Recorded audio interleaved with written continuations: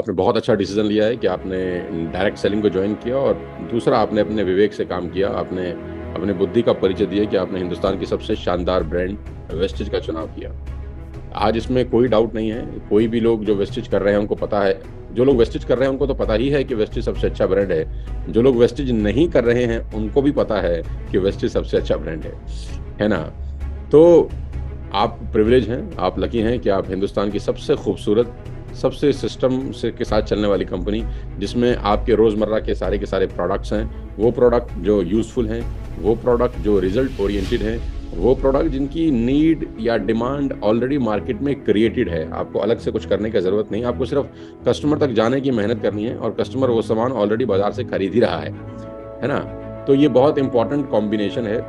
और सबसे अच्छी बात तो ये है कि आप वर्ल्ड वाइड ड्रीमर्स का हिस्सा हैं, मेरे साथ काम कर रहे हैं। मुझे पता है कि बहुत सारे लोग इसलिए भी जुड़े होंगे शायद कि सोनू सर के साथ डायरेक्टली काम करने का मौका मिलेगा। जब बिजनेस गिरा तब भी हिम्मत के साथ अपने बिजनेस को पकड़े रखा यार, है ना।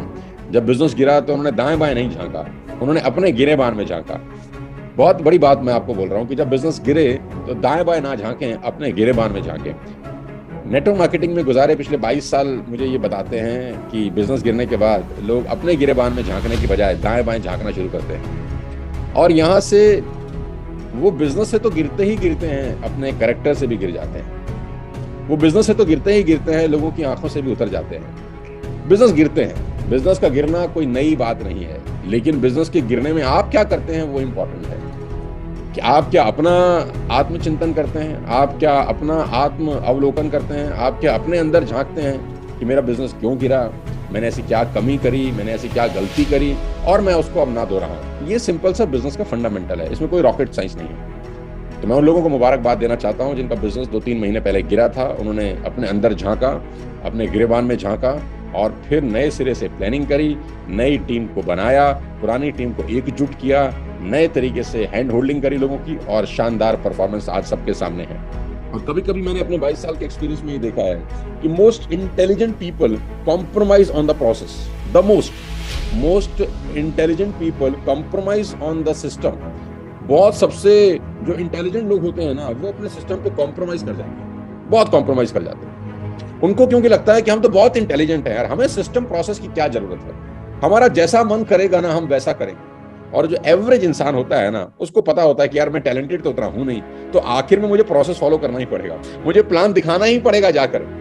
एवरेज लोग, छोटी जगह से आए हुए लोग सिस्टम फॉलो कर जाते हैं, ये सोचकर कि हमारे अंदर शायद उतनी ताकत नहीं, हमारे अंदर शायद उतनी कैपेबिलिटीज नहीं, हम शायद उतना अच्छा बात नहीं करते, हम शायद उतना अच्छा बोलते नहीं हैं, हम शायद इतने हाजिर जवाब नहीं हैं, हम शायद उतना अच्छा स्टेज पर बात नहीं कर पाते। वो लोग तो कितना अच्छा स्टेज पर बात करते हैं, उनके पास तो देखो मर्सिडीज BMW है, वो लोग तो कितने शानदार दिखते हैं, उनकी तो हाजिर जवाबी कितनी अच्छी है, हमारे पास तो ऐसा कुछ नहीं है। तो ये लोग जो होते हैं ना, ये सिस्टम फॉलो कर जाते हैं, और वो लोग जो टॉप पर होने चाहिए थे नहीं हो पाते, not because of capabilities, not because of the potential, but because कि वो प्रोसेस और सिस्टम फॉलो नहीं करते।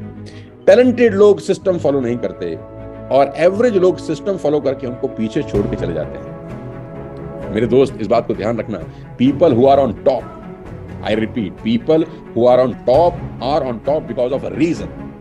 जो लोग टॉप पर है ना, वो टॉप पे किसी रीजन से हैं, नॉट एक्सीडेंटली। वो तुक्के से टॉप पर नहीं पहुंचे कि मैं चल रहा था, घर से निकला, चलते चलते चलते चलते थोड़ी देर में मैं माउंट एवरेस्ट पे पहुंच गया। ऐसा हो सकता है? नहीं। एडमंड हिलेरी जब माउंट एवरेस्ट पे पहुंचा होगा तो उससे पहले उसने कितना सिस्टम फॉलो किया होगा, कितने प्रोसेस फॉलो किए होंगे, कितने डिसिप्लिन फॉलो किए होंगे, कितनी मेहनत उसने पहले करी होगी, कितनी प्रैक्टिस उसने एवरेस्ट पे जाने से पहले करी होगी, तब जाके वो एवरेस्ट पे चढ़ा होगा। ऐसा नहीं होता कि आप चहलकदमी करते हुए एवरेस्ट पे पहुंच जाते हैं। जो लोग टॉप पर हैं, आई रिपीट, वो टॉप पर एक्सीडेंटली नहीं। कुछ लोगों को लगता है अरे टॉप पे पहुंच गया, ये तुक्के से पहुंच गया होगा। तुक्के से पहुंच तो सकता है, तुक्के से रह नहीं सकता वहां पर। बहुत सारे लोग टॉप पर हैं बहुत समय से, इसका मतलब उनके पीछे उन्होंने बड़ी मेहनत करी है। और मेहनत को मैं कोई खड्डा खोदने वाली मेहनत नहीं बोलता, मेहनत का मतलब उन्होंने सिस्टम, प्रोसेस फॉलो किए। अब देखो होता क्या है, मैं एक बार रिकी पॉन्टिंग को सुन रहा था।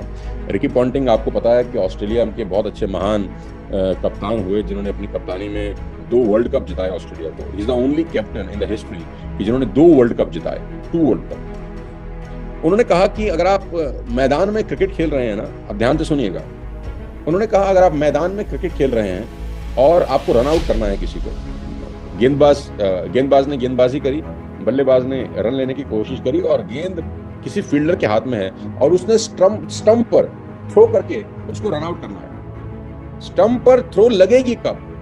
उसने कहा स्टंप पर थ्रो लगेगी तब जब मैदान से बाहर उसने उसी स्टंप पर 100 बार प्रैक्टिस करी होगी। स्टंप पर थ्रो लगेगी तब जब मैदान के बाहर उसने 100 बार एटलीस्ट एक दिन में थ्रो मारने की प्रैक्टिस करी होगी सिंगल स्टंप पर। इससे क्या होगा, जब वो मैदान के बाहर 100 बार एक ही स्टंप पर थ्रो मारने की कोशिश करता है ना, तो उसकी मेमोरी में स्पॉन्टेनियस ये सब चीजें घुस जाती हैं। स्पॉन्टेनियस, उसकी हाथ, उसकी आंख, उसका एंगल, उसकी बॉडी लैंग्वेज उसी तरीके से बन जाती है। तो जब लाइव मैच में बॉल उसके हाथ में आती है ना, तो वो ऐसे ऐसे ऐसे ऐसे नहीं करता, वो स्पॉन्टेनियसली ऐसा कुछ करता है कि गेंद सीधा विकेट के ऊपर लगती है। तो लाइव मैच में परफॉर्म करने से पहले प्रोसेस में परफॉर्म करना जरूरी है। बहुत सारे लोग प्रोसेस में परफॉर्म नहीं करते, इस वजह से उनके रिजल्ट नहीं आता। मैं जब कहता हूं कि आपको 3 प्रेजेंटेशन रोज दिखानी है, तो ये प्रोसेस है। मैं जब आपको कहता हूं कि आपने 500 से 700 पीवी की रिटेलिंग करनी है, तो ये प्रोसेस है। मैं जब आपसे कहता हूं कि आपने बुक रीडिंग करनी है, तो ये प्रोसेस है। मैं जब आपसे कहता हूं कि आपने कोई इवेंट नहीं छोड़ना, तो ये प्रोसेस है। मैं जब आपसे कहता हूं कि आपने ये काम करने जरूर हैं, ये प्रोसेस है।